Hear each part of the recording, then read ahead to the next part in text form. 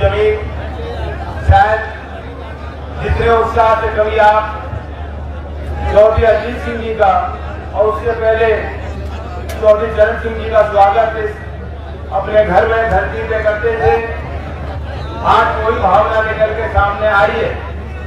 मैं तहे दिल से आपको आभार व्यक्त करता हूँ।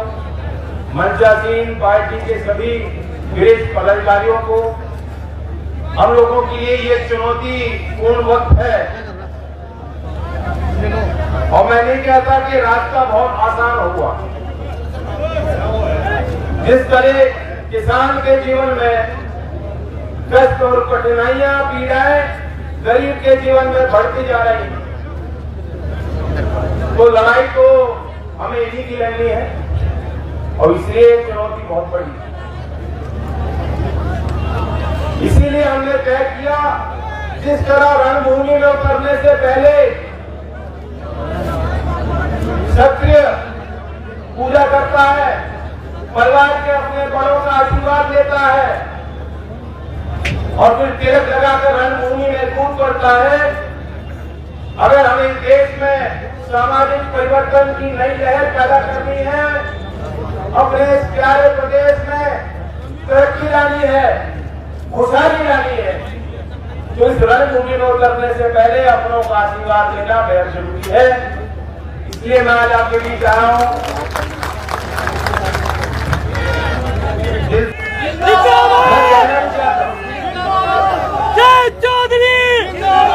यूपी के राजनीति को मैं बहुत करीब से देखता आया, आप तो उसमें बढ़ चढ़कर हिस्सा लेते हैं। एक चीज जो शायद पहले इस तरह से नहीं थी, जो आज देखने को मिलती है समाज में, वो ये है, आज हर जाति का जो व्यक्ति है वो चाहता है कि मेरे जाति का नेता मुझे मिल जाए। ठीक है, स्वाभाविक है ऐसा सोचना। मैं जिस जाति से आता हूं उस जाति के लोग भी ये सोच सकते हैं, लेकिन चौधरी चरण सिंह जी के अनुभवों को याद करो, अपनी उस ताकत को पहचानो, उस ताकत के पीछे रहस्य क्या था, क्या कारण थे। कि सहारनपुर से लेकर गाजीपुर तक, उत्तर प्रदेश से लेकर उड़ीसा तक आपका बोलबाला था, ये मंच ताकतवर था और कहीं भी आप खड़े होते थे आपको सुकून मिलता था कि हमारे बीच के चौधरी चरण सिंह जी का नेतृत्व हमें मिल रहा है। क्या कारण थे? कारण यही था, चौधरी साहब ने साबित किया, हमें सबक सिखाया कि जो व्यक्ति अपनी जाति से ऊपर उठकर भागीदारी की बात करेगा, सामाजिक न्याय की बात करेगा, अपने से कमजोर का साथ देगा, उसे मुख्य धारा में लेने के लिए संघर्ष करेगा, वह तो नेता बन सकता है। लेकिन आजकल के इसमें मेले में मेला ही है, सबकी अपनी अपनी छोटी छोटी सोच, अपने अलग अलग संगठन, कोई विजन नहीं है, कोई सोच नहीं, बस ये कहते हैं कि भाई मैं तुम्हारी जाति का हूं, मैं तुम्हारे धर्म से आता हूं, इसलिए मुझे समर्थन दो। अब यूपी में जो परिवर्तन हम लोग लाना चाहते हैं, जो गांव का साधारण परिवार में पल रहा हमारा भाई, नौजवान, मेरी बहन है, 12 साल की, 15 साल की, 18 साल के युवक, जो उनके अंदर सोच है, जो सपने उन्होंने देखे हैं, ये जो लखनऊ में बैठे हैं बाबा, ये बातें उनको समझ में नहीं आ सकती। वह तो एक काम में माहिर है, बस झगड़े में, और कुछ नहीं आता। इन्हीं से आपको लड़ाई लड़नी पड़ेगी। सत्ता से बाहर जब ऐसे ताकतों को आप दरवाजा नहीं दिखाओगे, रास्ता नहीं दिखाओगे, सत्ता से इनको हटाने का काम नहीं करोगे, यूपी का विकास संभव नहीं है। ये नौजवान आपकी उम्मीदों पे, कोई सरकार जो सिर्फ झगड़ा विकास की बात करती हो, फर्जी कहना, पलायन, लव जिहाद, ये यूपी की पहचान नहीं है।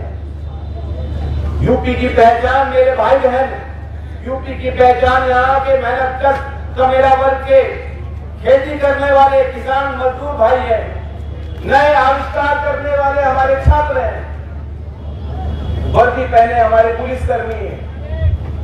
सरकारी नौकरी में जो लोग दिन रात मेहनत करते हैं कि कुछ न कुछ विकास की जो योजनाएं जमीन तक पहुंचे, वे लोग यूपी की पहचान बन सकते हैं, वे लोग यूपी की शान बन सकते हैं। मैं आपको बताना चाहता हूं, आप भी देख रहे हैं जो हाल की घटनाएं हुई हैं, इससे बात साबित हो गई, इनकी पोल खुल गई। इन लोगों ने बड़ी बड़ी बातें की, किसानों को लुभाने के लिए मीठी मीठी बातें की, लेकिन इनके दिल में आपके लिए कोई जगह नहीं है। आपके दर्द को वो समझते नहीं है, आपके आंसुओं को पोंछने का काम कैसे कर लेंगे। लखीमपुर की वह तस्वीरें सच पूछो वे कोई देख नहीं सकता। ऐसा कभी हमने कल्पना नहीं की थी, कभी सोच नहीं सकते कि लोकतंत्र में भी ऐसा होगा। जलियांवाला बाग जैसा दृश्य, तब तो लड़ाई अंग्रेजों से थी, आज आपकी वोट लेकर लोग बैठे हैं। ये कौन से अंग्रेज हैं जिन्हें किसान के खून की कदर नहीं, किसान की जान की कोई कीमत नहीं हो जिनके आगे। ऐसी हुकूमत को, ऐसे लोगों को हम कभी अपनाने का स्वीकार नहीं करेंगे। हालात इतने खराब हैं, मध्य प्रदेश में एक गरीब आदमी यूपी का गया, चूड़ी बेच रहा था, और वहां भी सरकार ऐसे ही लोगों की है, क्रूरता से परिपूर्ण। वहां ऐसे गरीब व्यक्ति को उठाकर जेल में बंद कर दिया जाता है, उस पे आतंकवादी गतिविधि का ठप्पा लगाकर यूएपीए जैसा कड़ा कानून लगाया जाता है। 8,300 लोग उस कानून में जेल में बंद है जब से मोदी जी आए। ये मैं नहीं कह रहा हूं, विश्व प्रसिद्ध न्यूयॉर्क टाइम्स के आर्टिकल में ये आंकड़ा छपा है। वैसे तो लोग ये आंकड़े छपने नहीं देते, देश की सीमा में ऐसी बातें मीडिया वाले भी नहीं कर पाते। मीडिया वाले भी बेचारे, इनमें तरह तरह का नेगेटिव दबाव बनाया जाता है, ये भी डर गए। लेकिन दुनिया की अखबारें इन बातों को, मीडिया इन बातों को छाप रहा है। वो कह रहा है कि लोकतंत्र की हत्या हो रही है। 8,300 लोगों के खिलाफ जिस यूएपीए कानून के तहत ये कार्रवाई सरकार कर रही, मैं पूछना चाहता हूं, तो आपके गृह मंत्री हैं टेनी जी, जिन्होंने साजिश रची, जिनके साहबजादे ने गाड़ी से अंदाजा को रोकने का काम किया, इस सभा से पूछता हूं, इस पंचायत से पूछता हूं, हमारे अपने परिवार से पूछना चाहता हूं, क्या ऐसे क्रूर लोगों के खिलाफ, अपराधियों के खिलाफ आतंकवादी कानून की सख्त से सख्त धाराएं नहीं लगनी चाहिए? गरीब के लिए यूएपीए है। जो किसान ट्रैक्टर लेके थे दिल्ली के अंदर, उनके खिलाफ दिल्ली पुलिस ने जब मुकदमे लिखने शुरू किए, शुरुआत यूएपीए से की। लेकिन जो किसान को वार करेगा उसको कुछ नहीं। 5 दिन तक गिरफ्तारी नहीं हुई। मैं भी मंत्री जी के घर के बाहर नोटिस चिपकाया गया कि जब समय मिल जाए तो टहलते टहलते आ जाइए। ये हालात है, तो बहुत बड़ा झटका लगा है। मैं तो किसान कौम से उम्मीद करता हूँ, हिंदू मुस्लिम सिख कोई मतलब नहीं, किसी जाति के विषय को लेकर मैं आपके बीच नहीं आना चाहता, नहीं आऊंगा। झगड़ा करना हो तो मुझसे मत पूछना, मैं नहीं बजाऊंगा। और एक हिंदू, मुसलमान और सिख और सभी धर्म को मानने वाला किसान अगर एक हो जाता है कि मैं किसानी से जुड़ा हूं और किसान बन के जो आगे आ चलना चाहता हूं, तो मैं आपसे आगे चलने का काम करूंगा।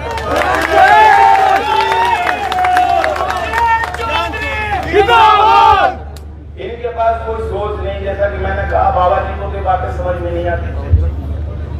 आपने देखा होगा हमेशा गुस्से में रहते ना, गुस्से में आंखें लाल होती हैं, कभी उनके माथे की तरफ देखना, अब आप लोगों के ऊपर तो माथा ही माथा है, लेकिन माथे में यहाँ जो लकीर बनी रखती है, क्यों? तो ऐसे घूर रहे होता मतलब। अब तो खेत में भी घूरने लगे जी। देखा मुख्यमंत्री की वीडियो निकली, गाली देते हैं। मुख्यमंत्री गाली देते हैं कि जो दलाली कर रहे हैं नौकरी दिलवाने में, उनके छाती पे बुलडोजर चलाऊंगा। ऐसी बात कभी आपने सुनी मुख्यमंत्री की? ऐसे बयान तो ऐसा नहीं, मैं व्यक्तिगत प्रकाश कर रहा हूं, लेकिन योगी जी मैं आपका दुश्मन नहीं, मैं तो आपके भला चाहता हूं। क्यों फालतू में इतनी टेंशन ले रहे हो? ब्लड प्रेशर बढ़ा रहा है, हंस लिया करो कभी और कभी हंसते देखा आपने? नहीं, मैंने देखा, मैं बताता हूँ कब हंसते, जब बछड़ों के बीच में खड़े होते हैं।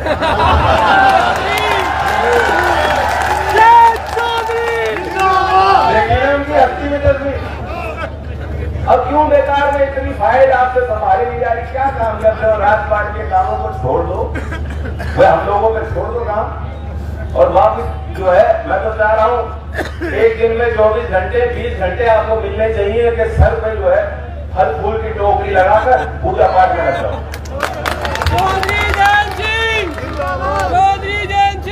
जिंदाबाद। हम जो बात करना चाहते हैं यूपी की, नए विचारों की, ये बातें उनके समझ में नहीं आई। हम 31 अक्टूबर को सरदार पटेल जयंती के अवसर पर लोक संकल्प 2022 के नाम से अपने मैनिफेस्टो को जारी करेंगे। 22 के 22 संकल्प यानी 22 प्रमुख वादों को लेकर आशीर्वाद पथ के कार्यक्रमों में रोज मैं नई बात कर रहा हूं कि हम क्या करना चाहते हैं आपके आशीर्वाद से। कुछ घोषणाएं मैंने पहले की हैं, उनको दोहराऊंगा, और आज गंगों की सरजमीन पे आपके बीच आकर 4 नई बात करूंगा। पहले तो आप जानते ही हो, हमने घोषणा की है कि जो प्रधानमंत्री सम्मान योजना में सरकार 6,000 रुपए देती है, हम 23 दिसंबर में उस 6,000 को बढ़ा के किसानों को 12,000 देंगे। जो सीमांत अधिकृत जमीन पे खेती कर रहे हैं उनको 15,000 दिलवाएं। गांव में नरेगा योजना है मजदूरों के लिए। गाजीराम जी के स्मृति में जो शहरी क्षेत्रों में मजदूरी कर रहे हैं, नरेगा के तर्ज पर उनके लिए भी एक योजना बनाई जाएगी। जननायक लोकनायक जयप्रकाश नारायण जी के स्मृति में कई चीजें हमने की। आज मैं आपके बीच, क्योंकि गंगों का ये शहरी क्षेत्र है, नगर पंचायत नगर पालिका परिषद का क्षेत्र है, चेयरमैन साहब मेरे बगल में बैठे खड़े हैं, मजबूत आदमी है कि नहीं मजबूत?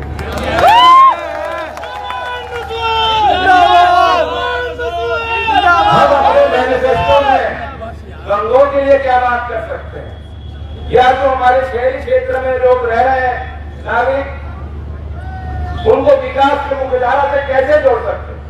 तो हमने विचार किया है, हमारे उत्तर प्रदेश में 707 ऐसी शहरी इकाइयां हैं। उत्तर प्रदेश देश में जो सीवरेज का जो कचरा जो उत्पन्न हो रहा है शहरों में, दूसरे स्थान पर। देश में जितना सीवरेज बन रहा है 13% महाराष्ट्र प्रदेश में, 12% यूपी में उत्पन्न हो रहा है। 2017 में उस समय शहरी विकास मंत्री थे हर्षवर्धन जी, और उन्होंने इस बात को स्वीकारा था कि रोज 7100 मिलियन लीटर प्रतिदिन के हिसाब से सीवेज बन रहा है, कचरा बन रहा है शहरों में, और उसमें से मात्र 37% सीवर लाइनें हैं। ये यूपी की हालत है। तो हमने तय किया है कि 2030 तक जो यूपी की 707 ऐसी नगर पंचायत, शहर और नगर पालिकाएं हैं, प्रत्येक में घर में sewer line, sewer treatment plant, ताकि वह कचरा हमारे देश की नदियों को प्रदूषित न कर पाए, हम बनाएंगे। दूसरी बात यह है, रोडवेज की बस की क्या स्थिति है? बिकेंगी। वित्तीय संकट में है, वित्तीय संकट में है। आज कुछ 11,000 कुल बसें हैं। किसी भी बड़े शहर में आप डिपो में जाके देखेंगे, कुछ बस तो बिना पहिए की खड़ी है। और पता नहीं कितनों के पुर्जे निकाल दिए, चल नहीं पा रहे। हमने तय किया है कि 2030 तक, अभी सरकार ने बिजली से संचालित बसों की घोषणा की है कि हम 700 बस देंगे। 700 बस क्या होती है? कुछ नहीं होती। 14 शहर में 700 बस चलाने की योजना। हम तो कह रहे हैं 2030 तक यूपी की सारी बसें बिजली से संचालित होंगी और 11,000 से बढ़ाकर 25,000 कम से कम हम पर लागू होंगे।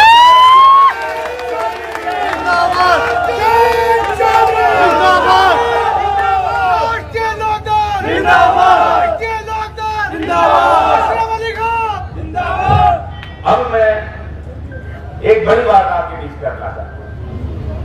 कल डॉक्टर एपीजे कलाम जी की जयंती थी। मिसाइल मैन, देश के राष्ट्रपति, अलग अलग उपाधियां उनको मिली है, सम्मान मिला। उन्होंने 1998 में किताब लिखी थी विजन 2020, जो उसमें उन्होंने बातें कही थी। मैं नहीं जानता किसी ने यह किताब पढ़ी हो, तो आज भी लागू नहीं हो पाई।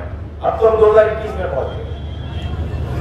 तो डॉक्टर एपीजे कलाम विजन प्लान की एक नई योजना हम बनाएंगे, जिसके 6 मुख्य स्तंभ होंगे।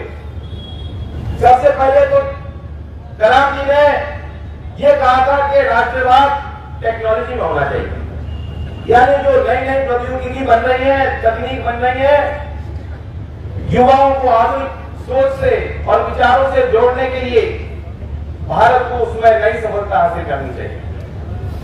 उसी तर्ज पर हम चाहते हैं, क्योंकि इसकी शुरुआत बचपन से होती है, स्कूल और कॉलेज से होती है, प्रदेश में स्टार्टअप्स को प्रोत्साहित करने के लिए हम प्रदेश के स्कूल और कॉलेज में इंक्यूबेशन सेंटर स्थापित करेंगे।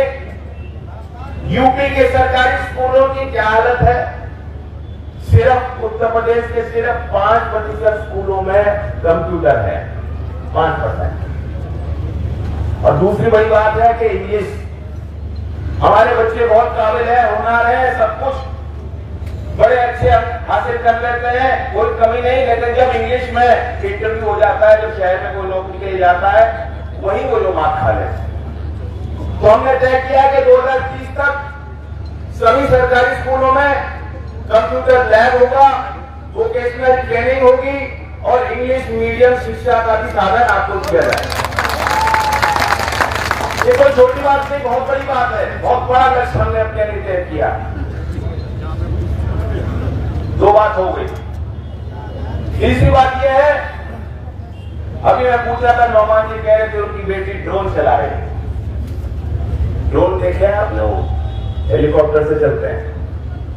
अभी राज्य सरकार ने एक पीएसयू का गठन किया है। साउथ एशिया में ऐसी कोई शिक्षण संस्थान नहीं है।